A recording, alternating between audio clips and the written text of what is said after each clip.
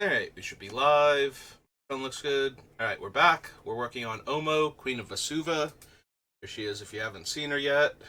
Getting a little bit of a late start, but that's okay. I don't think I'm actually going to be playing much Magic today. I think I'm going to wait for tomorrow for the win a box. You know, make my one or two attempts that I'm going to make before I go, yeah, this is wasting tons of gems, and I'm not saving the money I needed to save. So, we'll give it a shot, though. But for right now, we are working on Omo. So we're going to come over here to the Lost Caverns of Ixalan because we are still on the sets. If an artifact entered the battlefield under your control this turn, look at the top two cards of your library, put one in your hand, the other in your graveyard. Yeah, I'm not having artifacts enter that often. Like, that's not a focal point of our deck, so... I don't need the Capybara. Bedrock Tortoise. No. Brackish Blunder. Braided Net. Bug crawling on my screen. There we go. Okay, all better. Oh, excuse me. Braided Net enters the battlefield with 3 net counters on. Remove a net counter. Tap another target non-land permanent's activated abilities can't be activated as long as it remains tapped. And then blue and 1 to craft with an artifact. Draw a card for each artifact you control, then put Braided Net or Braid Kipu into its owner's library, third from the top. Nah, I don't think so. I don't need Buried Treasure, Careening Minecart, Cavern Stomper. I do need this Drink of Water, though.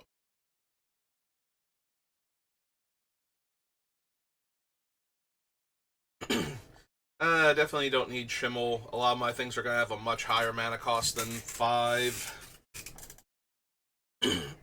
So, discovering into a 5 or less doesn't seem particularly good for me.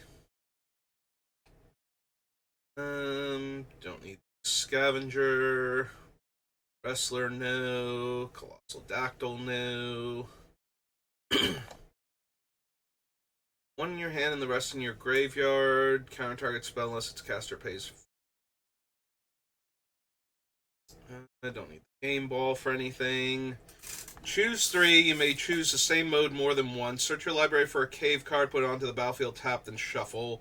Put 3/1/1 counters on a cave you control. It becomes a 0/0 elemental that's still land, or destroy target enchantment. Yeah, I don't think I actually want to animate the lands I've gone through all the trouble to put counters on, so... Like, to put almost counters on, so I don't think I actually care about Confluence. Council of Echoes. No, Deep Fathom Echo. Think so. Whenever one or more non-token merfolk you control become tapped, create a 1/1 blue merfolk creature token with hexproof.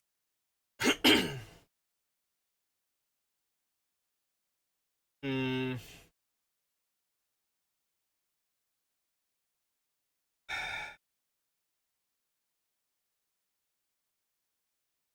There are one or more non-token merfolk, so all of my creatures become merfolk as I put counters on them.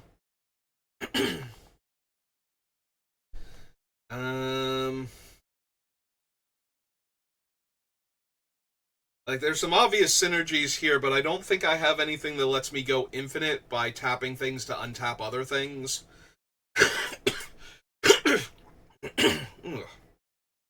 Sorry about that. So yeah, I don't think I have anything infinite combo with this thing, but maybe. Alright. I'm down to consider it. So, Lost Cavern. And this is Deeproot Pilgrimage.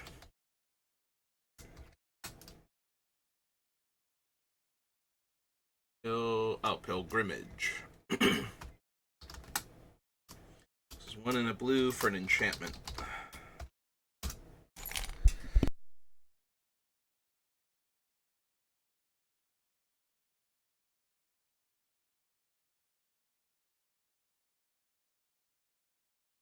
Okay, let's see if that got rid of it. This time I muted the mic because I knew it was coming. Probably not. Still probably gonna hack and cough a whole lot. Discover 4. No, I don't think so. Underglyph attacks. Exile target card from an opponent's graveyard. No. Becomes a 4/4 dinosaur. No. Ugh.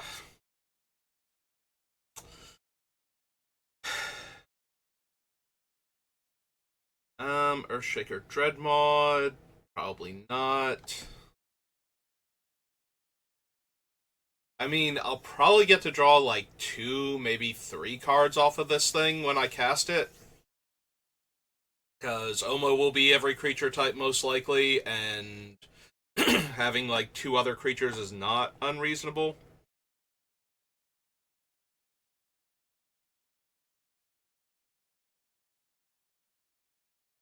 Yeah, okay, we'll think about it anyway.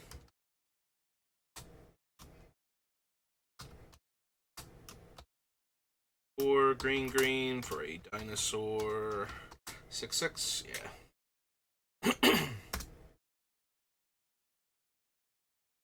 No. Dinosaur. There we go.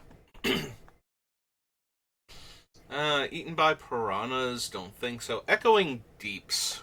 They have Echoing Deeps enter the battlefield as a copy of any land in a graveyard, except it's a cave in addition to its other types, and it has tap add colorless otherwise. So I can have it enter the battlefield tapped, and it's a cave, and it's a copy of one of the lands in my graveyard if I've lost one of the important ones. I am going to have to lose the important ones to land destruction, though. I don't seem to have much self-mill or anything, because it's kind of hard to rely on self-mill effects when you have 2 of these shuffle everything back in Eldrazi. So we probably don't need Echoing Deeps that badly. Other caves you control have tap, pay 1 life, add 1 mana of any color. Well, by the time they're caves, they're also all basic land types, so that's not helping anything. Put any number of creature cards from your hand onto the battlefield. Nah, once I get up to like 8 mana, I'm probably close enough to start hardcasting Eldrazi, so I don't really need Galta to cheat them in anymore.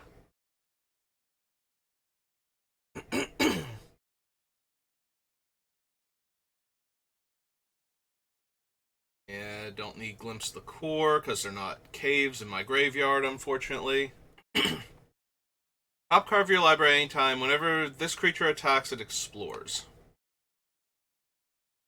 Guidestone Compass.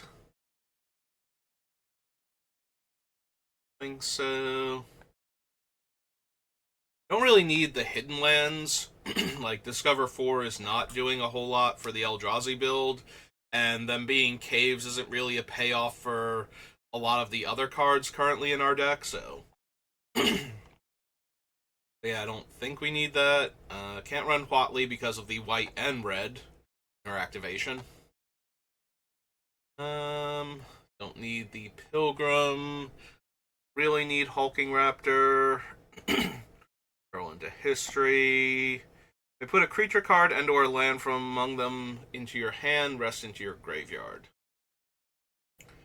1 mana of any color. 2. Exile target card from a graveyard. You may cast dinosaur creature spells from among cards you own exiled with Paleontologist. If you cast a spell this way, that creature enters the battlefield with a finality counter. So, no, not really anything I need. Don't need the Seed Stones. Lore Keeper. Jade Heart Attendant, no. Jade Light Splunker. Can't run Kellen. Haslam Stone Tree. You may put a land from among them onto the battlefield, tap, put the rest on the bottom in a random order, and then it turns into that thing. Yeah, I don't think so. Arsonist, really. Locus of Enlightenment. As each activate ability of the exile cards used to craft it, you may activate each of these abilities only once each turn. Whenever you activate an ability that isn't a mana ability, copy it. You may choose new targets.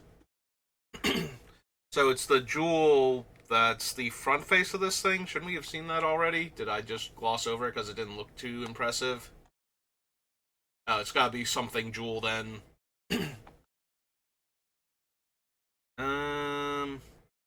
Lodestone Needle, no.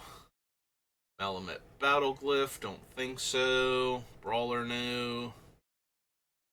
Scythe, no. Veteran, Malcolm, Brine Fang. I don't think we need the Great Door. Or that giant spider.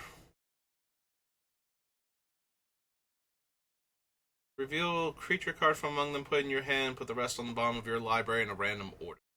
Whenever a creature you control explores a... Oh, right, this is the Explorer Matters payoff guy. We don't really explore all that much, so... makes a 3/3 dinosaur, no. Deals combat damage to a player, reveal that many cards from the top of your library. You may put a creature card and or land from among them onto the battlefield, put the rest on the bottom in a random order. Dies, return it to the battlefield tapped and transformed under its owner's control.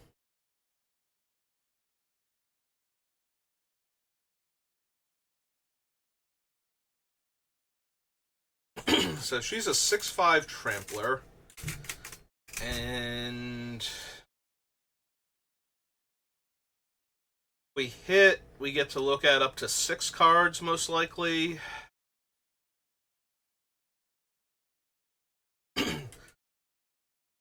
I don't know that I need too many ways to cheat out the Eldrazi.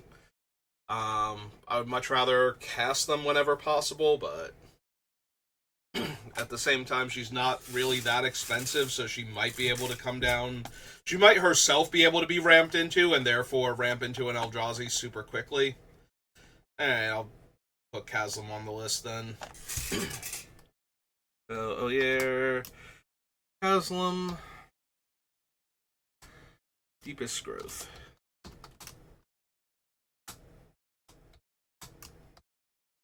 Is 3 green for a god 6/5.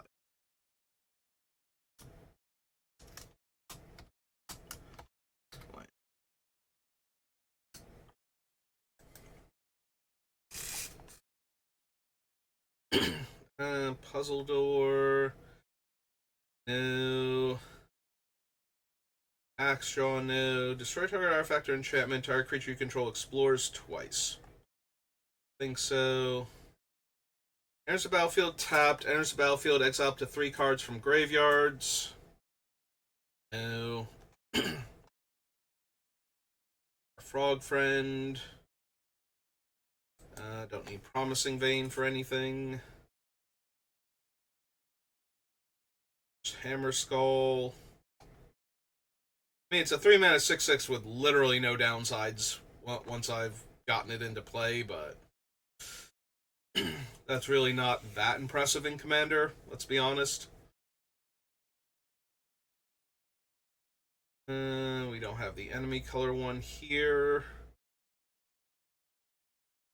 River Herald Guide. Explores. It's Vigilance. Nope. Enters the battlefield. It explores. Roaming Throne. As Roaming Throne enters the battlefield, choose a creature type. Roaming Throne is the chosen creature type in addition to its other types. If a triggered ability of another creature you control of the chosen type triggers, it triggers an additional time. So once all of my creatures are all creature types, if their triggered abilities are happening, it doesn't even matter what I've named with this thing, as long as I've named something at some point in time. And our commander is an attack trigger, so that is a triggered ability. Alright, we'll consider Roaming Throne then.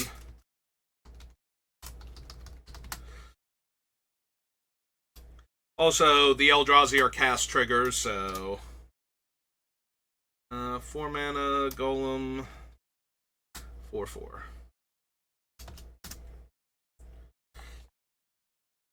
Look at the top 3 cards of your library. Put one of those cards on top and the rest in your graveyard. No. For a basic land or cave, put it onto the battlefield, tap, then shuffle. No. No. Sentinel of the Nameless City. Think so. Sentry. Enters the battlefield, look at the top X cards of your library, where X is the number of caves you control plus the number of cave cards in your graveyard. Put 2 of those cards in your hand and the rest on the bottom of your library in a random order.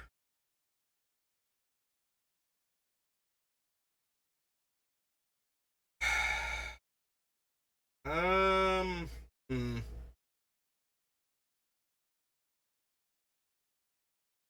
6 mana 4/4. That's almost definitely going to let me draw 2 cards, and if I'm looking at more than that, I'm getting the best 2 cards out of however many.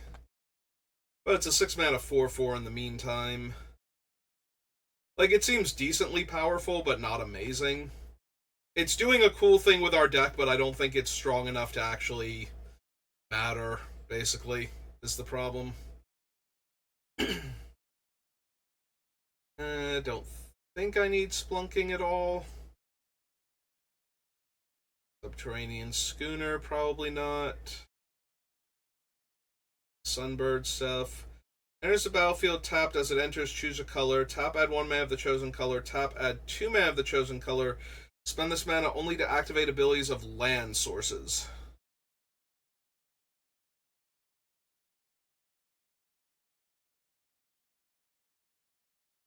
Don't think we're running Nykthos. What other lands cost me mana in order to activate? We're not running Garenbrig. I think. Yeah, I don't think we need that for anything. It's 2 tap target creature and 8 tap discover 10. Tarian Soul Cleaver. Graveyard from the battlefield, put a 1/1 counter on equipped creature. No. Put 7 1/1 counters on target non-creature land you control. It becomes a 0/0. No. It's the Enigma Gem. It's the actual name of it. Which is why it should be before all of this, because the thes don't count when you're sorting by collector number, but most definitely count alphabetically, annoyingly enough. So it's 9 mana to craft. It does add 2 of that mana itself, so it's 7 mana to craft. Needs 4 or more non-lands with activated abilities. Yeah, this is asking way too much. And we don't have enough activated abilities, I don't think, that cost mana in this deck, where I would need a medium Soul Ring for it. So.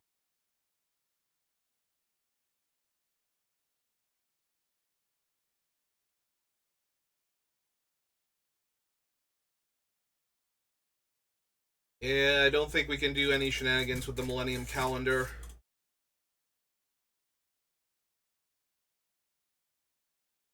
That I would, want to bother doing, or that have anything at all to do with what we're already trying to set up. Mill 2 cards and draw 2 cards to send 8.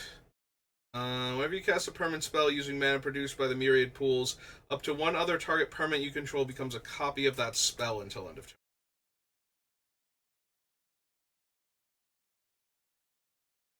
Whenever 1 or more non-token creatures you control die, create a green fungus dinosaur creature token with base power and toughness, each equal to the total power of those creatures, and 2 tap double target creatures' power until end of turn. So the big temptation with this is for the Eldrazi build, so that it will only cost 2 green, and we will effectively get to get a giant dinosaur if somebody manages to kill one of the Eldrazi. which is already pretty difficult to do without exiling them, so.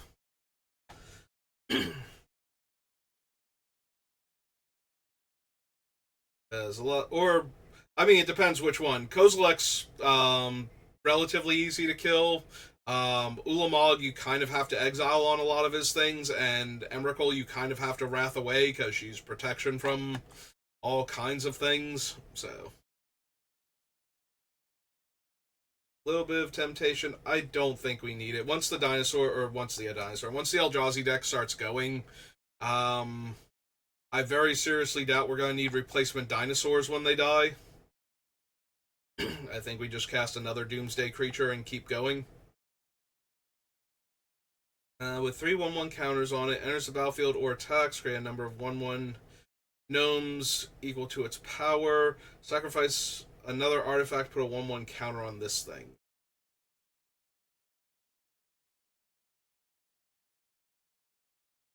Think so. Can't run Throne of the Grim Captain, because Throne of the Grim Captain would be amazing if we could run it, but unfortunately it is a black creature on the other side, and we cannot. Because exiling a merfolk, a pirate, a dinosaur, and a vampire that we've turned creatures into in order to flip over the Grim Captain and have him start relentlessly killing everybody and putting those things back into play would be awesome. And yeah, unfortunately, not happening with this deck. If a creature you control would explore, instead scry one, then that creature explores. Enters the battlefield, target creature explores. When a land enters the battlefield on your control, if there are 7 more lands, it flips over into that other thing. Let us look for creature cards. Don't need Walk with the Ancestors, Warlord Hulk, Tight Gondola, Scout. Nope, okay. Alright, so that's Lost Caverns. That brings us to the Lost Caverns Commander.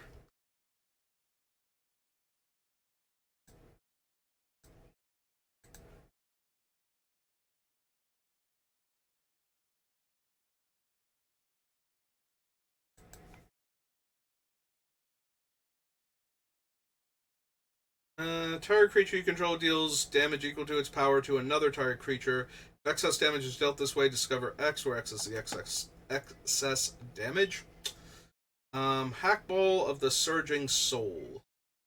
Merfolk Scout. Beginning of combat on your turn, each merfolk creature you control explores. Whenever Hackball of the Surging Soul attacks, you may put a land card from your hand onto the battlefield. If you don't, draw a card. So, 4 mana 3/3. Beginning of combat on my turn. For each creature I have with the everything counter on it, I get to explore. Then when he attacks, I can put a land from my hand into play. And if I don't put a land, even if I have one, I can choose not to, and I get to draw a card.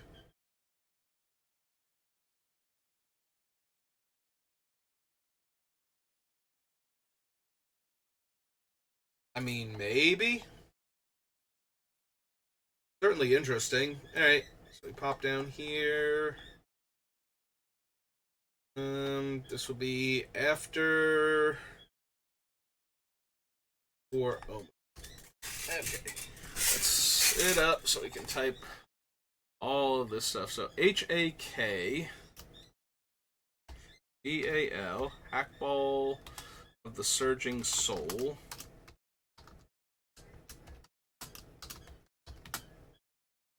And it is 2 blue-green for a Merfolk Scout 3/3.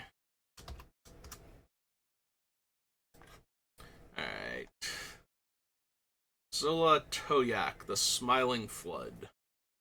6 mana, 6/6 Salamander. Enters the battlefield or attacks, put a flood counter on target land. That land is an island in addition to its other types, as long as it has a flood counter on it. Beginning of your end step, untap each permanent you control with a counter on it.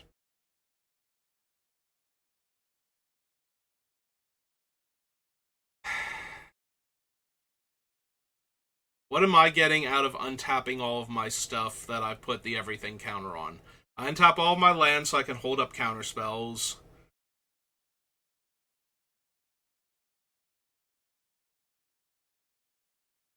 See, the problem is that if I want this, I probably just want Wilderness Reclamation.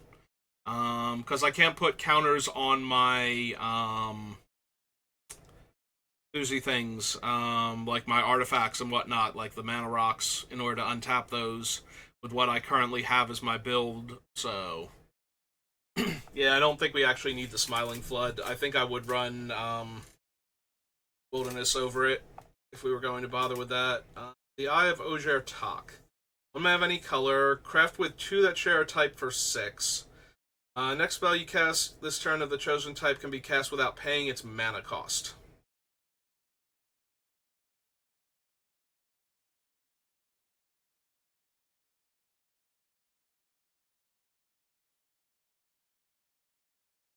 Pickaxe.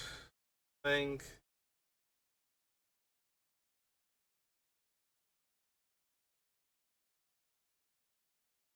Yeah. The Indomitable. Oh, right, that's her name, ship. Creature you control deals combat damage to a player. Draw a card. Through 3. You may cast the Indomitable from your graveyard as long as you control 3 or more tapped pirates and or vehicles.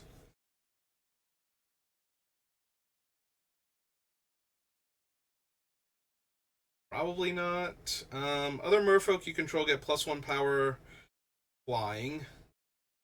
5 mana, 3/3 flyer. Eh. Even with the Encore, it's not that great, I don't think. Proliferate, then choose a number of permanents you control that had a counter put on them this way. Those permanents phase out.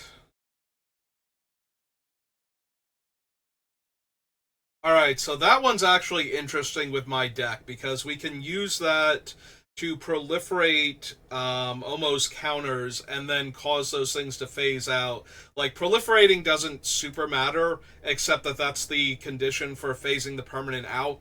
So since we're trying to set up with counters anyway, this would be a 2 mana save all of my stuff that I've already managed to get the counters onto from, like, board wipes and things like Farewell and Perilous Vault and more mundane wraths that are just trying to kill all my stuff instead of exiling it. Yeah, okay. I actually do like Ripples of Potential then.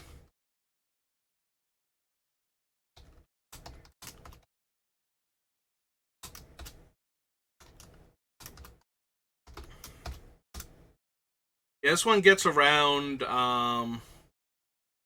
the issues that I was having with... I'm not spelling potential right. I put the T in the wrong spot. Not that I didn't have the T there in the first place. Got it. Where we didn't have access to any of the Teferi's protection type cards to save all the stuff we've gone through all the trouble to put counters on. So this actually gives us a way to protect all of that stuff for only 2 mana, where a lot of blues phasing costs like X and makes X things phase out type of deal. Wave goodbye. Return each creature without a +1/+1 counter on it to owner's hand. When you cast this spell, if there are 8 or more permanent cards in your graveyard, copy this spell twice. Return target permanent card from your graveyard to your hand, exile Bygone Marvels. For a dinosaur you control deals combat damage to a player, draw a card.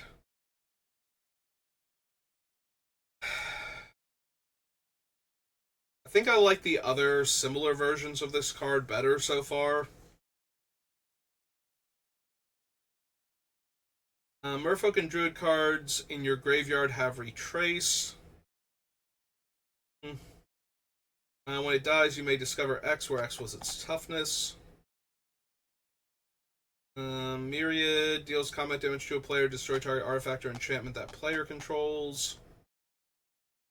Sunfrill Imitator attacks. You may have it become a copy of another target dinosaur you control, except its name is Sunfrill Imitator, and it has this ability.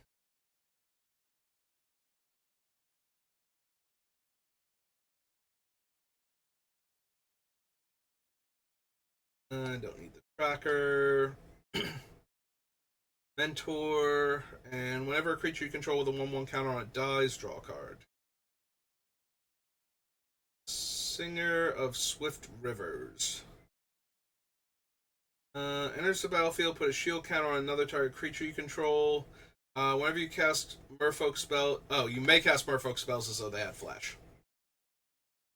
+2/+2 menace. Whenever a equipped creature deals combat damage to a player, draw 2 cards, then discard 2 cards unless you discard a pirate. Maybe if it said, and discard 2 cards unless this creature is a pirate. It's not what it does.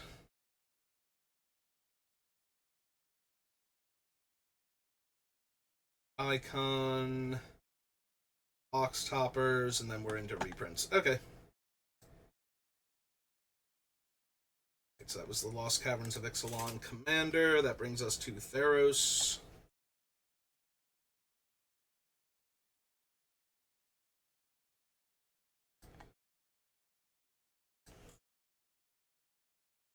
That's true. I saw Throne of Eldraine, and Throne of Eldraine, similar to not Ixalan, Ikoria, has a lot of non-human creatures, which, unfortunately, if my guys have the everything counter on, they are in fact also human and therefore not eligible. No, don't need the Rowan Horse. Whenever you cast a spell that targets Anthausa, up to 3 target lands become 2/2s. No. No, can't be blocked. Monstrosity 3. Xenoforms. Sorrow. Thick Giant. Biden of Thassa. I don't need Boon Satyr. Bow of Nylea. 2 damage to target creature with flying. Gain 3 life, or put 4 cards from a graveyard on the bottom, or from my graveyard on the bottom of my library. No, I don't think so. Breaching Hippocamp enters the battlefield. Untap another target creature. Burnished Heart, no. Can't run the Era. The Colossus of Akros. Yeah, 2020 Indestructible Trampler. Not quite good enough in Commander. Curse of Swine would be okay. Exiling creatures and giving the opponent like random junk is probably the best you get to do as far as creature removal goes in blue and green.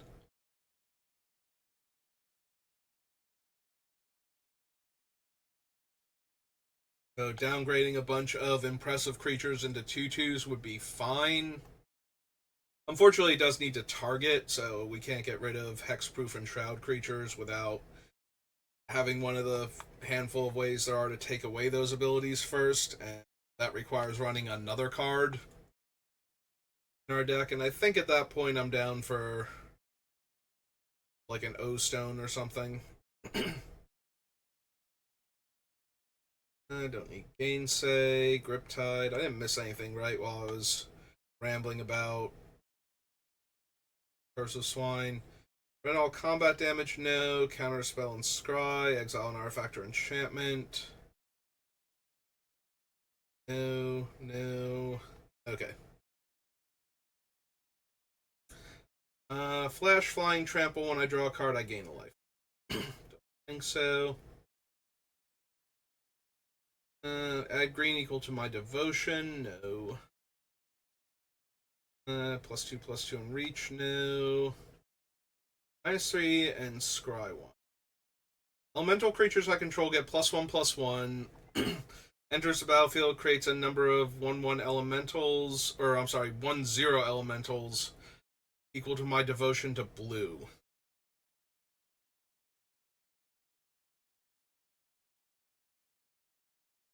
So there's nothing about him that actually kills. Like, obviously, you lose all of the elementals that he makes if they're not getting buffed from something else, but they might be if they start getting counters.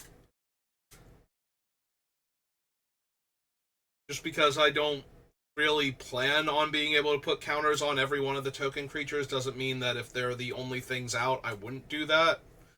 And then maybe they can live through losing one of my lords because they'll be getting buffed by the other ones. The 4 mana 2/1 that makes another 2/1, and a lot of the time we'll make like 2 or 3 other 2/1s. We have a lot of colorless spells, a lot of multicolored, and a bunch of green things. So expecting this guy to make more than like 6 elementals, I think, is a bit much. And they're still vulnerable until I've gotten the everything counter onto them. And they're also, still just as vulnerable to a Wrath as they always were, so. Eh.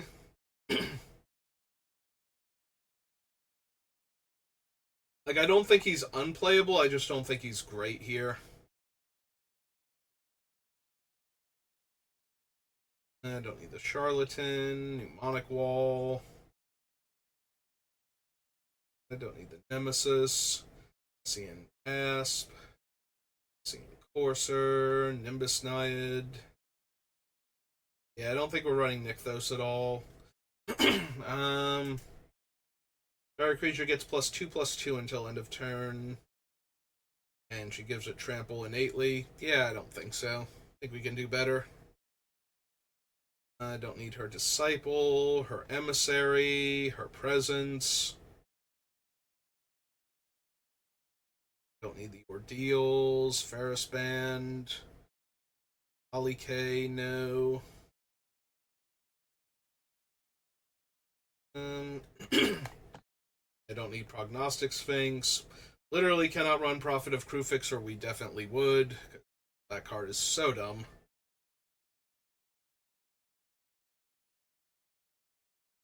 Shredding Winds, Staunch-Hearted Warrior,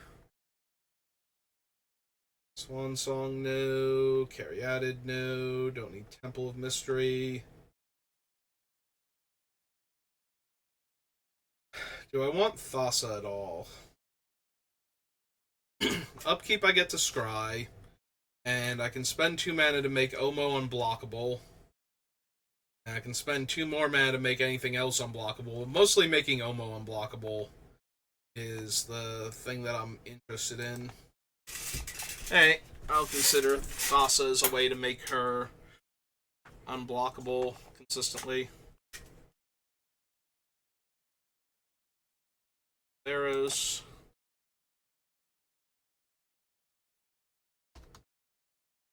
There we go. And Thassa. God of the Sea. 2 and a blue. She's an enchant god. She's a 6/6, 5/5.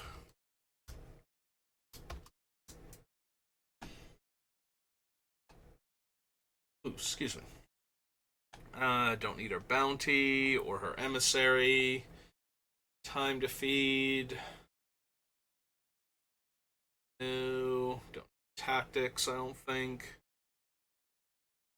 Voyage's End, Voyaging Satyr. That one's 2 mana and tap to untap a land.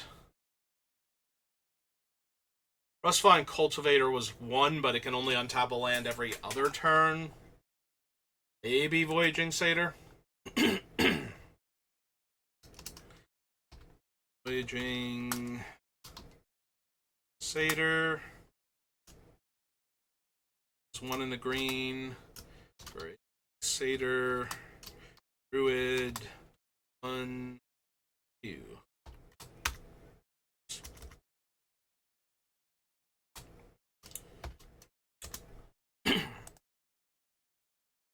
I don't need Volpine Goliath, Wavecrasher Triton, Warrior's Lesson. How many cards we got at the last thing? Witch's Eye. Okay. Theros. Takes us to Beyond Death. 39 minutes, so still plenty of time.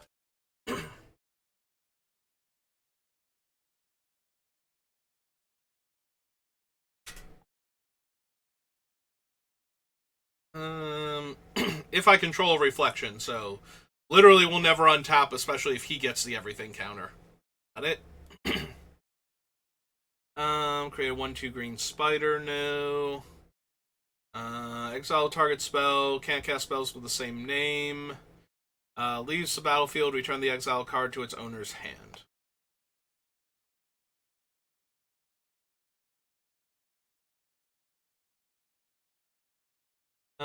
Creatures and enchantments you control have spells your opponents cast that target these permanents. Cost 1 more to cast. No. -4, -0, Scry 2. Chainweb. Deny the Divine. Guide of the Elysian Grove. I can play additional lands, and lands I control are every basic land type. I don't think I need that. The extra land is nice, but the making everything all land types in case something happens to our commander. I mean, this thing is probably also going to die. A lot of people are not going to be just targeting Omo unless they need to end her effect in the middle of combat or something to not be dead. Like, all my guys are suddenly not every creature type, and they're not getting all of the bonuses, and they're not unblockable anymore.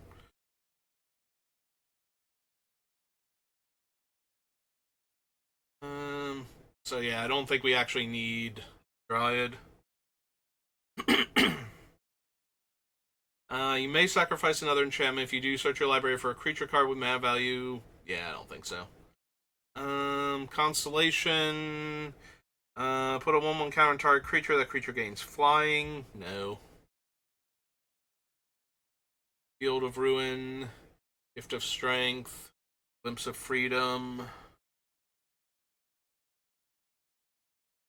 Put a 1/1 counter on enchanted creature. At the beginning of your upkeep, double the number of 1/1 counters on enchanted creature.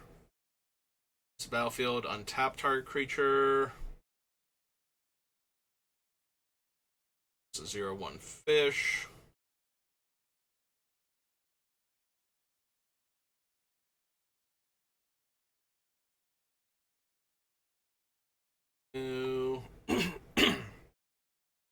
Would deal damage to the Hydra, prevent that damage, put that many 1/1 counters on it. Oh, put a 1/1 counter on it, not that many.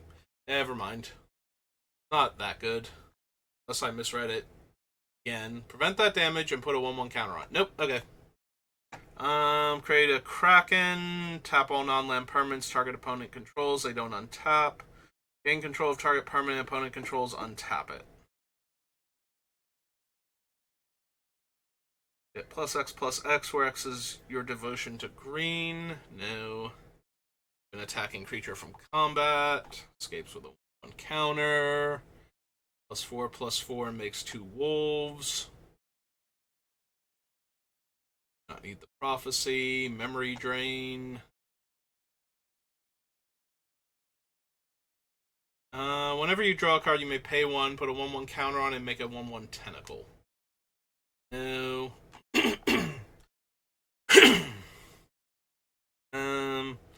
All creatures able to block it do so. Whenever it becomes blocked by a creature, that creature's controller draws a card. Horn Beetle, no. Nexus Wardens. This Nylea, reveal the top card of your library if it's a creature, put in your hand, otherwise put into your graveyard.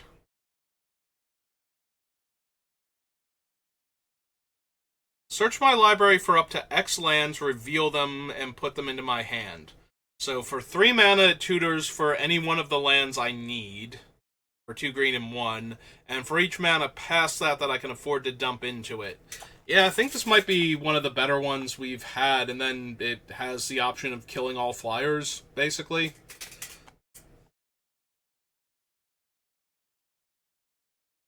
So we need Theros Beyond Death. And this is Nylea's intervention.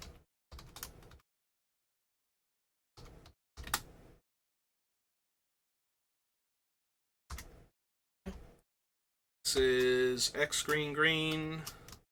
Gray sorcery. Yeah, I think that's the best offer we've had outside of Sylvan Scrying and Expedition Map. Do not need the Lotus, I don't think. If you tap a permanent for mana, it produces 3 times as much of that mana instead. Tempting, but he's a 7-drop, and incredibly vulnerable. You cast something like this, it almost never lives. I think I've had this thing live for like a turn cycle once. On the bright side, it does end the game when it lives. It just doesn't normally. Like, oh, I actually got to untap with this thing? Okay, I'm going to cast Apocalypse Hydra, I think I did, for like X's 30 and still have mana left over. It was some obscene number. It was a giant angry Hydra, and then it came in with like 61 counters. Or maybe I cast it for 15 and it had 30 counters. It was something dumb like that, and then I still had mana to activate to pull the counters off to deal damage before it died. Just in case.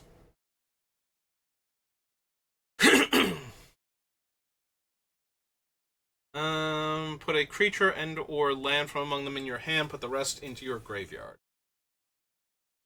Plummet, Protean Thaumaturge. Nature No, Sage of Mysteries. No. Krakens, Leviathans, Octopuses, and Serpents can't be blocked except by creatures of those types.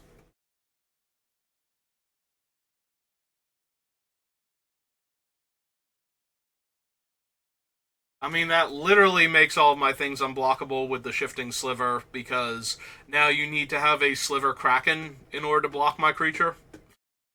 Or Sliver Octopus. And I don't think there are any of those naturally occurring in Magic. You basically need a Changeling. That being said, it's a 6 mana 6/6. That's difficult to block.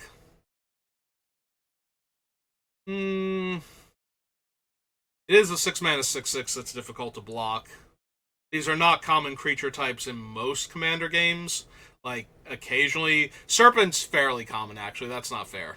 There are a handful of, like, legendary sea serpents that are things like the Terror of Gyre Strait and whatnot that see Commander play, so... It's not entirely fair, but there are not a lot of them. Like, even the decks that are running some of them... And usually they're not the Commander, so they're not, like, guaranteed to show up. Maybe then.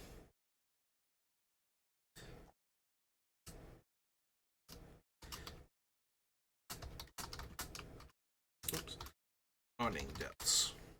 I think this is one of the ones from the color theme booster, which was a thing before they started having set boosters where they would have...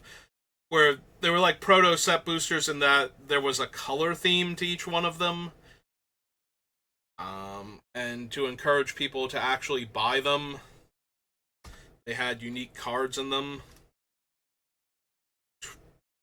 It's always super annoying whenever they do things like that.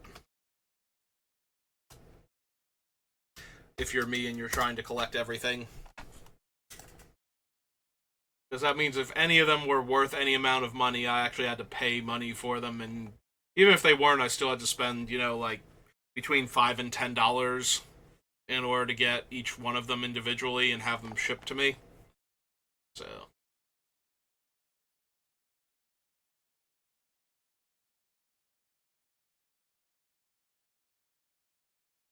No. No. Don't need Sun Spear for anything, I don't think. Land card is put into your graveyard from anywhere, gain 1 life. No.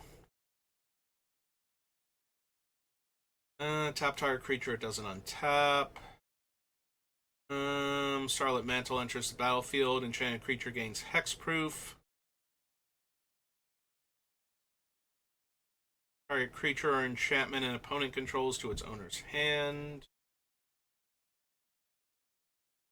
Lionfish. Sweet Oblivion, no. Swimmer Nightmare. This Thassa. Blinks a creature. And 4 mana to tap a creature? No. I don't think I need Thassa's Oracle for anything. I don't think I need her intervention either. Binding of the Titans, First Row in Games, Just for Meaning. Spells you cast with mana value 5 or greater cost 1 less to cast and can't be countered. Do I even care? Like, if I'm doing the Eldrazi thing, do I actually care about this? At that point, am I not just running Cavern of Souls or something? I'm probably legitimately just running Cavern of Souls or something. I don't need the Towering Wave Mystic. Tree Speaker Chimera new. Uro, I don't think.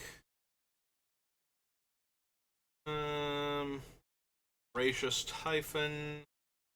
Prior Blessing new. New. Nile. Haven. Nope, okay.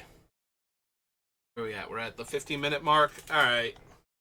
I think that's a good place to call it then for right now, and we'll pick up with the next set next time. Like I said, I don't think I'm going to be streaming any Magic today, like on Arena. I think we'll save all the gems for tomorrow. I have to figure out if I'm going to stream with a delay or if I'm just going to record it and post it to YouTube, because there's a little bit more... what's the word I'm looking for? There's a little bit more rules to what you can do with these type of events, and streaming it is, like, just straight up streaming it is technically questionable as far as, and if they wanted to interpret it as against the rules, because you're not allowed to have anybody else with you while you're playing. And granted, if you don't naturally stream or record anything, they're never going to know for events like this, which is kind of annoying for people that do stream, but they don't want you sitting there with, like, your friends and the people in your chat and everything helping you figure out what the best play is in any given situation. So if they see things like that, they get upset about it, and if they really want to, they can revoke your prizes because of things like that, or, you know, ban you either temporarily or permanently if it's that egregious. But yeah, the real thing is I don't want the appearance of impropriety, so a 10-minute delay means that anybody who's watching can't actually give me relevant advice at the time that I'm playing, and if I record it and post it later, then, you know, nobody was there to help me at the time, so so that's the mentality of doing it that way, just to avoid any thing down the line where they're just like, oh, hey, we noticed that you posted this where you won, like, our box, and you were streaming it, and you were interacting with chat, and it seems like they were suggesting lines of play to you here that you took, and that is in violation of our thing. You know, because wizards. So rather than risk anything stupid like that happening, I'm probably going to do one of those two things. I don't know which one yet. I have to figure out if I, like, how to set up the streaming delay if I want to do that, but we'll see. So we'll figure that out tomorrow, though. So thank you for watching, and I will see you next time. Have a good rest of your day.